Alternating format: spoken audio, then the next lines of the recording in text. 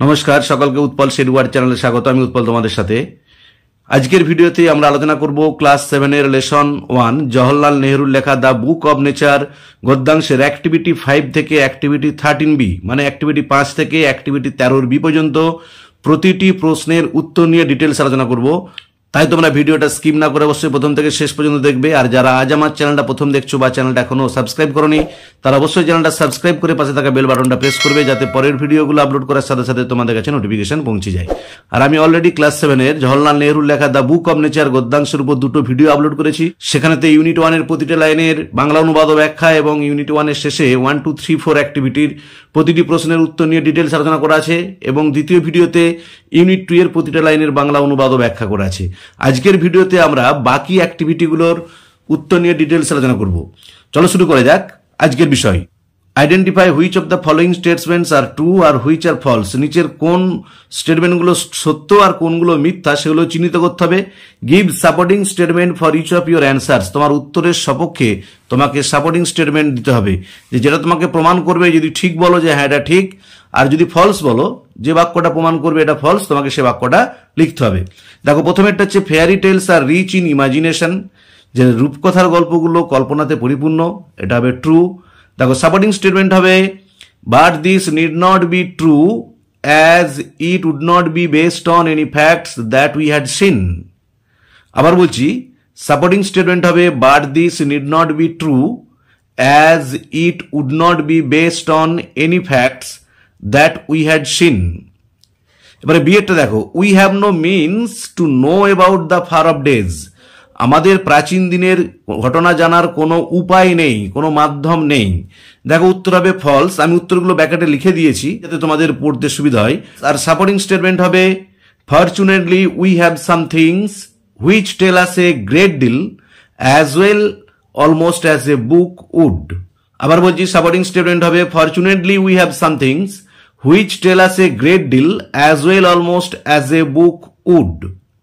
সেটা দেখো the alphabet of nature is like the Hindi or the English alphabet, যে প্রকৃতির বর্ণমালাটা হিন্দি বা ইংরাজি বর্ণমালার মতো। দেখো এটা উত্তর হবে ফলস, কারণ এখানে তো কোনো এবিসিডি বা অ আ ক খ নেই। তাহলে এখানে সাপোর্টিং স্টেটমেন্ট হবে so also you must learn the alphabet of nature before you can read her story in her books of stone and rock. আবার বলছি সাপোর্টিং স্টেটমেন্ট হবে so also you must learn the alphabet of nature before you can read her story in her books of stone and rock. দেখো এবারে ডিএটা দেখো we can learn a lot about our world. আমরা আমাদের জগৎ সম্পর্কে শিখতে পারি অনেক কিছুই from the rivers and mountains, এই নদী এবং পর্বতমালা থেকে। এটা হবে ট্রু, সত্য। দেখো সাপোর্টিং স্টেটমেন্ট হবে we have rocks and mountains, seas, stars, rivers and deserts and fossils of old animals. These and other like things are our books for the earth early story. আবার বলছি এর supporting statement হবে we have rocks and mountains, seas, stars, rivers and deserts and fossils of other animals. These and other like things are our books for the earth early story. এবার activity 6টা দেখো complete the following sentences with information from the text, যে পূর্ণ করো নিচের বাক্যগুলো text থেকে, অনুচ্ছেদ থেকে তথ্য নিয়ে। দেখো আমি উত্তরগুলো লিখে দিয়েছি যাতে তোমাদের বুঝতে সুবিধা হয়। প্রথমেরটা no book could have been written in old times, কোনো লিখিত বই ছিল না প্রাচীনকাল। মেন ডিড নট এক্সিস্ট, যখন মানুষ ছিল না। বিয়েরটা দেখো to be able to read any language, কোনো ভাষা পড়তে গেলে one has to learn its alphabet, একজনকে শিখতে হবে তার বর্ণমালা। আবার বলছি উত্তর হবে ওয়ানের পরে has to learn its alphabet, তার বর্ণমালা। সিয়েরটা দেখো a small payable was definitely A part, একটা ছোট নুড়ি নিশ্চিতভাবে ছিল একটা অংশ। দেখো উত্তর হবে of a big rock or stone with plenty of edges and corners. তাহলে উত্তরটা আবার বলছি of a big rock or stone with plenty of edges and corners, যে একটা বড় পাথর বা শিলাখণ্ডের যাতে ছিল অনেক খাঁজ কিনারা। ডিএটা দেখো on the bitches at the seaside, সমুদ্রের ধারে সৈকতে লিটিল চিলড্রেন, ছোট্ট শিশুরা। দেখো উত্তর হবে can play and make castle, খেলতে পারে এবং তৈরি করতে পারে দুর্গ আউট অফ স্যান্ড, বালি দিয়ে। ক্যান প্লে খেলতে পারে অ্যান্ড মেক ক্যাসেলস বানাতে পারে দুর্গ আউট অফ স্যান্ড, বালি দিয়ে। দেখো অ্যাক্টিভিটি 7টা দেখো এবার অ্যাক্টিভিটি 7 বলা আছে feel in the following chart with information from the text, text থেকে তথ্য নিয়ে নিচে চারটা পূরণ করো। এখানেও তোমাদের সুবিধার জন্য আমি উত্তরগুলো লিখে দিয়েছি। দেখো, এক একটা fairy tales need not be true, রূপকথার কাহিনীগুলো সত্য হবার দরকার নেই। রিজন মানে কারণ, কারণটা কি হবে? It would not be based on any facts that we had seen. আবার বলছি, it would not be based on any facts, এটা গড়ে ওঠেনি কোনো ঘটনাকে কেন্দ্র করে, দ্যাট উই হ্যাড সিন, যেটা আমরা দেখেছিলাম। দুয়েরটা দেখো, a piece of rock looks different from a payable, যে এক টুকরো পাথরকে অন্যরকম দেখতে লাগে একটা নুড়ির থেকে। দেখো কারণটা কি? It is full of corners and rough edges. It মানে এখানে কোনটা না, রকটা, পাথরের টুকরোটা, সেটা পরিপূর্ণ থাকে কর্নার্সে, কোণেতে, অ্যান্ড রাফ এজেস, অমসৃণ খাঁজ কিনারাতে। আবার বলছি, তাহলে উত্তরটা হবে it is full of corners and rough edges.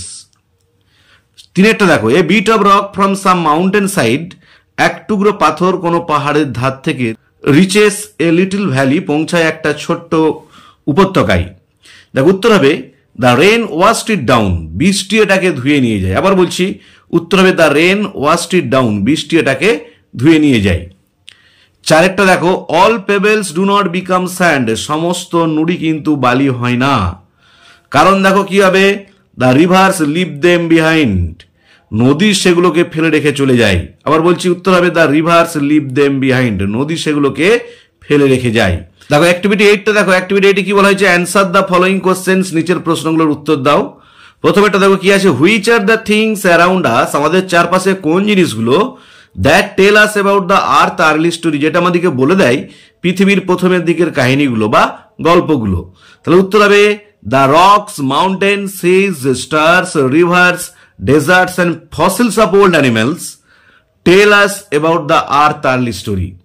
আবার বলছি, উত্তর হবে the rocks, mountains, seas, stars, rivers, deserts and fossils of old animals tell us about the earth early story, যে পাথর, পর্বতমালা, সমুদ্র, নক্ষত্র, নদী, মরুভূমি এবং প্রাচীন প্রাণীর দেহাবশেষ আমাদের বলে দেয় পৃথিবীর প্রথমের দিকের কাহিনীগুলো বা গল্পগুলো। বিয়েটা দেখো, why does a pebble have a smooth surface, কেন একটা নদীর থাকে মসৃণ উপরিভাগ? দেখো উত্তর হবে a pebble has a smooth surface, একটা নদীর থাকে মসৃণ উপরিভাগ, because its edges and corners ওর নামে, এর খাজ কিনারাগুলো ক্ষয়ে যায়, when it rolls at the bottom of the rivers, যখন এটা গড়াতে থাকে নদীর তলায়।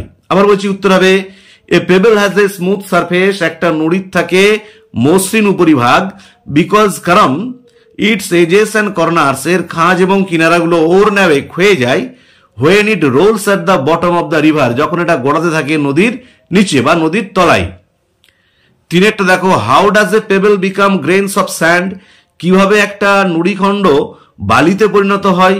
দেখো উত্তর হবে a pebble becomes grains of sand, একটা নুড়ি বালিকণাতে পরিণত হয়, if the river carries it on, যদি সেটাকে নদী বয়ে নিয়ে যায়, it become smaller and smaller, এটা আরো ক্ষুদ্র হতে থাকে, and turn into grain of sands, এবং পরিণত হয় বালিকণাতে। আবার বলছি, a pebble becomes grains of sand, একটা নুড়ি বালিকণায় পরিণত হয়, if the river carries it on, যদি নদী এটাকে বয়ে নিয়ে যায়, it become smaller and smaller, এটা ক্ষুদ্র থেকে আরো ক্ষুদ্র হয়, and turn into grains of sand, এবং পরিণত হয় বালির কণাতে। ডিএটা দেখো, what does the author mean by the great book of nature, যে the great book of nature বলতে লেখক কি বলতে চেয়েছেন? দেখো উত্তর দেখো, the great book of nature is not like the book as we read. খুব ভালো করে মনে রাখতে হবে যে গ্রেট বুক অফ নেচারটা কিন্তু আমরা যেরকম বই পড়ি সেরকম বই নয়। It is a mute story of the rocks, rivers, mountains, deserts and other like things. এটা হচ্ছে একটা নীরব গল্প, কাদের না? রকসের, পাথরের, রিভার্স নদীর, মাউন্টেন্স পর্বতমালার, ডেজার্টস মরুভূমির, অ্যান্ড আদার লাইক থিংস, এবং অন্যান্য আরো এরকম যা জিনিসপত্র আছে। আবার বলছি, the great book of nature is not like the book as we read, যে গ্রেট বুক অফ নেচার বলতে ঠিক সেই বইটা নয় যেমনটা আমরা পড়ি। It is a mute story of the rocks, rivers, mountains, deserts and other like things. এটা হচ্ছে একটা নীরব গল্প কথা, কাদের? পাথরের, নদীর, পর্বতমালার, মরুভূমির এবং ওই রকম আরো যে সকল জিনিসগুলো আছে। এবার অ্যাক্টিভিটি 9টা দেখো, অ্যাক্টিভিটি 9 কি বলা আছে? Rearrange the sentences in the correct order, সাজাও বাক্যগুলোকে সঠিক ক্রমেতে by writing the numbers in the bracket, ব্র্যাকেটেতে নাম্বারগুলো দিয়ে দিবে। 1 ইজ ডান ফর ইউ, তোমার জন্য একটা করে দেওয়া আছে। দেখো ডি এরটা 1 হবে। আমি এখানেতে উত্তরগুলো লিখে দিয়েছি তোমাদের সুবিধার জন্য। দেখো the rock is taken to a big river by the little river, এটা 2 হবে। At last it is turn into grains of sand, অবশেষে এটা পরিণত হয় বালির কণাতে, এটা 6 হবে। সি এরটাতে দেখো ইট বিকামস এ পেবল, এটা হয় একটা নুড়ি, এটা 4 হবে। ডি এটা দেখো a bit of rock is pushed by a mountain stream into a little river, এক টুকরো পাথরকে ঠেলে নিয়ে যাওয়া হয় একটা ছোট নদীতে পাহাড়ি নদীর দ্বারা, এটা 1 হয়েছে। ই এরটা দেখো দ্য পেবল বিকাম স্মলার, নুড়ি খণ্ডটা ছোট হতে থাকে বিকজ কারণ it is carried on and on by the river, এটাকে বয়ে নিয়ে যাওয়া হয় নদীর দ্বারা, এটা 5 হবে। এফেরটা দেখো the edge of the rock আর ওর নেবে, যে একটা পাথরের প্রান্ত ভাগগুলো ক্ষয়ে যায়, অ্যান্ড ইটস রাফ সারফেস, এর অমসৃণ উপরিভাগটা ইজ মেড স্মুথ, মসৃণ হয়ে যায়, এটা 3 হবে। আমি তোমাদের বলছি তোমরা কি করবে, প্রথমেতে টেক্সট বইতে এই লাইনগুলো কোথায় আছে খুঁজে দাগ দিয়ে নেবে। যে টেক্সট বইতে বা যখন পরীক্ষায় প্রশ্ন করবে সিন যখন পড়বে, সেই সিনেতে তোমরা কি করবে পেন্সিলে করে, যাতে তোমরা মুছতে পারো, পেন্সিলে করে এই লাইনগুলো খুঁজে আগে দাগ দিয়ে নেবে। তোমরা দাগ দিয়ে তারপরে কি করবে, যেমন দাগ নাম্বারটা বাম দিকে প্রশ্নতে দিয়ে আছে সেরকম দাগ নাম্বারটা দিয়ে দিবে লাইনের উপরে। যে দাগ দেওয়া লাইনগুলোর উপরে দাগ নাম্বারটা, প্রশ্নের দাগ নাম্বারটা দিয়ে দিলে, দিয়ে যে দাগ নাম্বারটা সব থেকে প্রথমে থাকবে তার পাশে 1, যে দাগ নাম্বারটা তারপরে থাকবে তার পাশে 2, যে দাগ নাম্বারটা তারপরে থাকবে তার পাশে 3, এইভাবে উত্তরগুলো করবে। আবার বলছি তোমরা এই লাইন 6টা খুঁজে নেবে আগে টেক্সট বইয়ে কোথায় আছে, বা পরীক্ষায় যদি পড়ে তোমরা সিনটাতে খুঁজে নেবে, নিয়ে পেন্সিলে করে এই লাইনগুলোকে মার্ক করে দেবে, যে সিনের যে এখানটাতে আছে দাগ দিয়ে নিলে।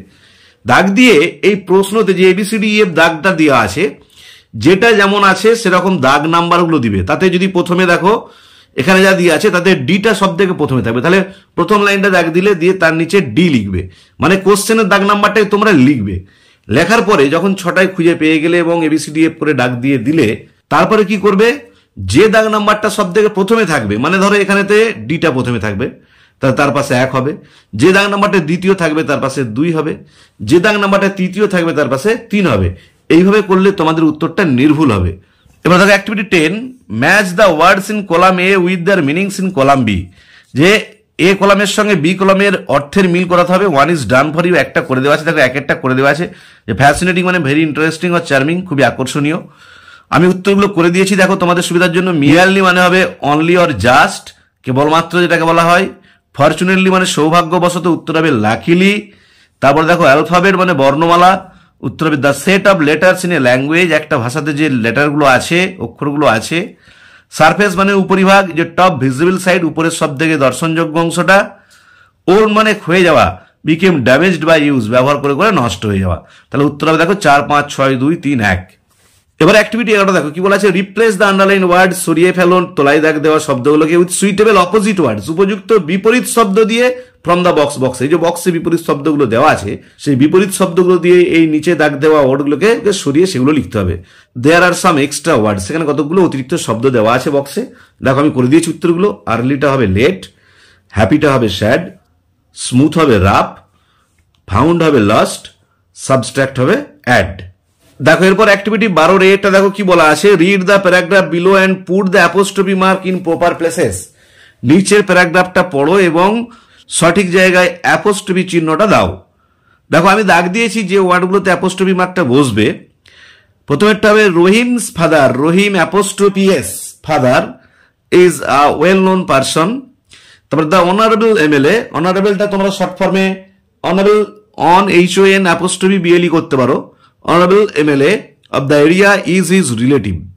He has donated, he apostrophe s করে দেবে, he has donated a good sum of money to the local library for buying new books. The library is located near the girls high school. S এর পরে, গার্লসে S এর পরে অ্যাপোস্ট্রফিটা হবে। Sabina's brother, Sabina apostrophe s হবে, and Akram's sister, Akram apostrophe s হবে। Often visit the library. They like to read children's story books, children এর পরে apostrophe S হবে। and Tagore apostrophe s হবে poems. Their parents also go there to read newspapers after the day's work, day apostrophe s হবে। এবার activity 12 দেখো, rewrite the following passage using contracted form of words where ever applicable. তার মানে হলো নিম্নলিখিত অনুচ্ছেদটিতে শব্দের সংক্ষিপ্ত রূপ যথাস্থানে প্রয়োগ করে আবার লেখো, যে যেখানে তা হবে। যেমন দেখো, the teacher said we all know you are, you apostrophe R E হবে, a good student. I cannot understand, ক্যানটটা ক্যান্ট হয়ে যাবে, ক্যান অ্যাপোস্ট্রফি টি হবে। হোয়াই ইউ হ্যাভটা ইউ অ্যাপোস্ট্রফি ভি ই হবে, ডান সাচ এ থিং।